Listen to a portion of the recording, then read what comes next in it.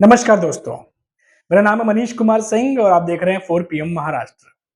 दोस्तों, महाराष्ट्र में चुनावी जो पारा है वो लगातार बढ़ा हुआ है और इस बीच जो बड़ी खबर आ रही है, अभी थोड़ी देर पहले की खबर है, पुणे में एक कार बरामद की गई है जिसमें 5 करोड़ रुपए कैश जो है वो पकड़ा गया है दोस्तों। और इस गाड़ी में 5 करोड़ कैश बरामद किए जाने के बाद से महाराष्ट्र की राजनीति में जो पारा है वो फिर से चढ़ गया है। और पुलिस जांच कर रही है कि आखिर ये 5 करोड़ रुपए जो कैश बरामद किए गए हैं, ये आखिर किसके हैं, कहाँ ले जाया जा रहा था, कहाँ से आ रहा था, इन बातों पर।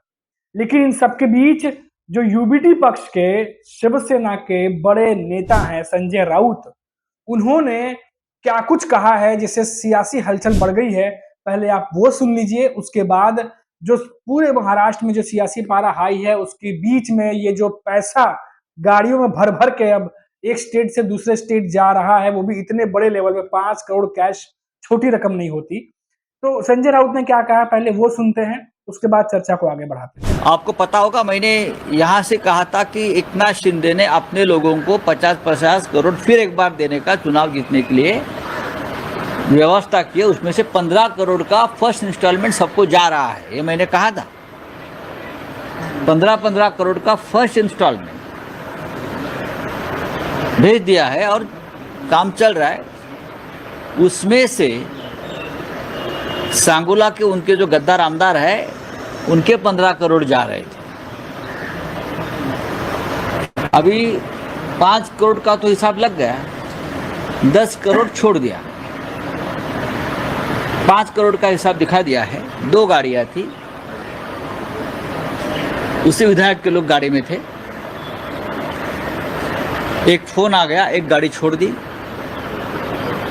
वो जो वहाँ इंस्पेक्टर था वो पहले उसी विधायक ने अपने गांव में अपने सेवा में रखा था, वही उसको टोल नाका पर उसको भेजकर एक गाड़ी को छोड़ दिया। लेकिन 5 करोड़ रुपए हमारे लोगों ने जब्त करवा दिए हैं। राज्य के लगभग 150 विधायक हैं जिनको ये पैसा अब तक पहुंच गया है, 15-15 करोड़। बाकी का पैसा भी जाएगा। हमारे 2-4 हज़ार रुपया भी हमारे जब्त कर देंगे, हमारे गाड़ी से, हमारे पॉकेट में से हमारे जब्त कर देंगे। हाँ, लेकिन ये एक उदाहरण है किस तरह से पैसों का डिस्ट्रीब्यूशन चल रहा है मुख्यमंत्री या देवेंद्र फडणवीस या अजित पवार की तरफ से। 5 करोड़ ये साधारण रकम नहीं है। 15 करोड़ थी, 10 करोड़ छोड़ दिया, कहाँ गया मुझे पता नहीं। अचानक मैंने उस बारे में ट्वीट भी किया है। 15 करोड़ का हिसाब था कल, 15 करोड़।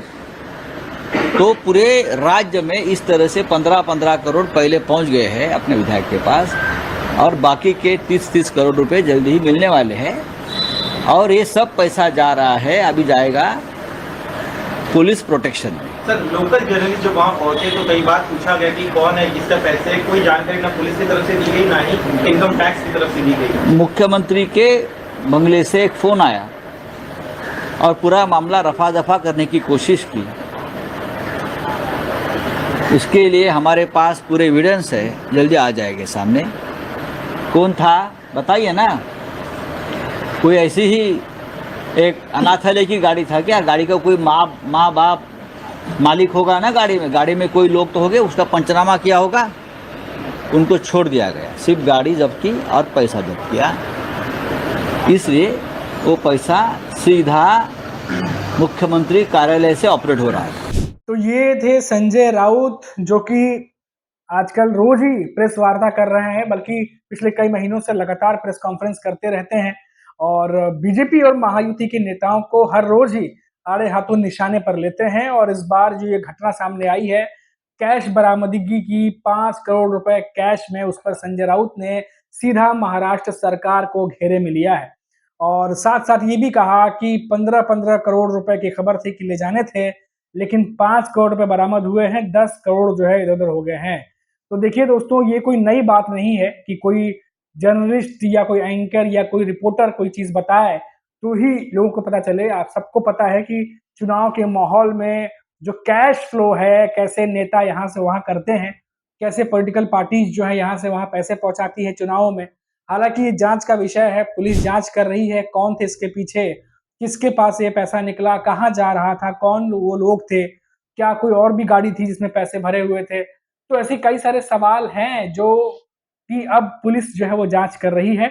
लेकिन क्योंकि मामला जो है महाराष्ट्र में चुनावी चल रहा है, इस समय चुनावी माहौल गर्म है और ऐसे में इतना बड़ा कैश बरामद होना, इसकी वजह से चर्चा जो है वो होगी ही होगी। तो दोस्तों ये खबर जो है ये बहुत ही ज़्यादा इस समय अब फैलती चली जा रही है, क्योंकि लगातार ये बात हो रही थी। जिस तरीके से संजय राउत कह रहे हैं, आप इनकी बात अगर ध्यान से सुने तो ये कह रहे हैं कि हमारे पास जो 2-4 हज़ार रुपए रहते हैं, जेब में जो रहते हैं, उसे जब्त कर लिया जाता है, लेकिन इतना रकम कोई लेकर के जाता है, जिसका आता-पता भी कोई नहीं होता। खैर, पूरा पॉलिटिकल बात है, ये तो इल्ज़ाम और ज़ुबानी जंग चलती रहेगी, लेकिन संजय राउत ने काफ़ी गंभीर आरोप लगाए हैं।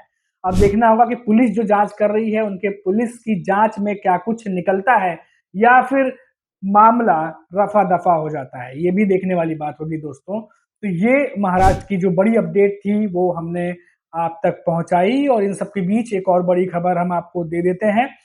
महाराष्ट्र में एनडीए यानी कि जो महायुति गठबंधन है, उसके भीतर सुनने में आ रहा है कि एकनाथ शिंदे की शिवसेना के कई सारे बड़े नेता नाराज चल रहे हैं और ये नाराजगी जो है प्रेशर का काम कर रही है एकनाथ शिंदे जो सीएम हैं उन पर, और इसी वजह से बीजेपी के नेताओं के साथ तल्खियां बढ़ती जा रही हैं।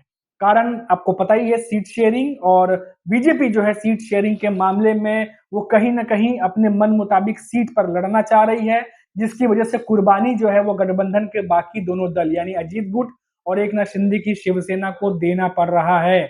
और हालांकि अजीत गुट में तो लोकसभा चुनाव के बाद से ही जो असंतोष का पूरा माहौल था वो देखने को मिल रहा था और इन दिनों वही चल रहा है, लेकिन जो एकनाथ शिंदे की शिवसेना के भीतर जो लगातार तनातनी बनी हुई है बीजेपी के साथ, वो इस समय सुर्खियां बटोर रही है दोस्तों। और हमने देखा कि कल जिस तरीके से खबरें आई कि बैठकें चल रही हैं, मीटिंग चल रही हैं, और उसके बाद क्या कुछ आगे खबरें आ रही हैं, रिपोर्ट निकल के सामने आ रही है, वो सब कुछ आपके सामने ही है दोस्तों। तो ये बड़ी खबर थी महाराष्ट्र से जो हमने आप तक पहुंचाई। अभी के लिए फिलहाल इतना ही, फिर लौटेंगे तो बात करेंगे महाराष्ट्र की किसी बड़ी खबर पर। तब तक आप देखते रहिए 4 PM महाराष्ट्र और मुझे इजाजत दीजिए। नमस्कार।